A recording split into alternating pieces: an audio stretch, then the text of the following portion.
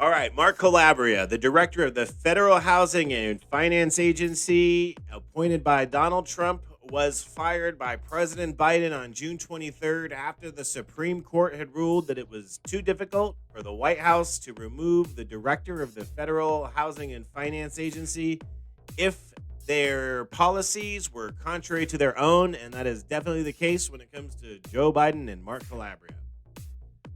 So Calabria, a little bit controversial, definitely made moves to get Freddie and Fannie back in their own financial footing and back into private hands. A couple things we covered was the adverse market fee back in August of 2020, as well as the market cap they did on investment properties in May of 2021.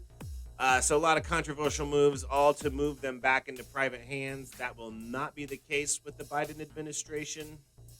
When the housing market experiences a significant downturn, Fannie Mae and Freddie Mac will fail at their current capital levels, Calabria said. So I wish my successor all the best in fixing the remaining flaws of the housing finance system in order to preserve homeownership opportunities for all Americans. So definitely predicting we could see some troubling times with the correction of this current market we're in. So Biden wasted no time appointing Sandra Thompson, who was most recently the director of the FHFA's Division of Housing and Mission Goals. Privatization will not be on the table for the Biden administration. With the new head at the FHFA, there's going to be a big push towards underserved communities, and we could see a lot more opportunities for them to enter the housing market or refinance their home to make housing more affordable, such as the Fannie Mae Refi Now product. You can watch the video on our Facebook and YouTube channels as well.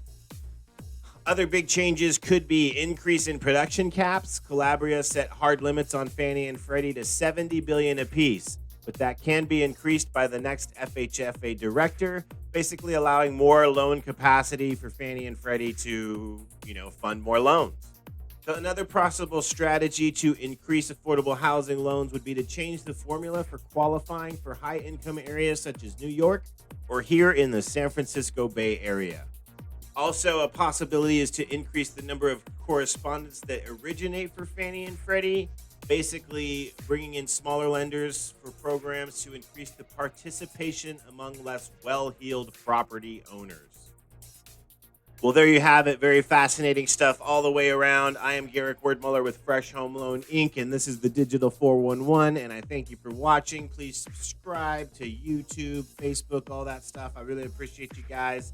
We are always here for purchase, refinance, reverse mortgage, independent mortgage brokers that work for the people.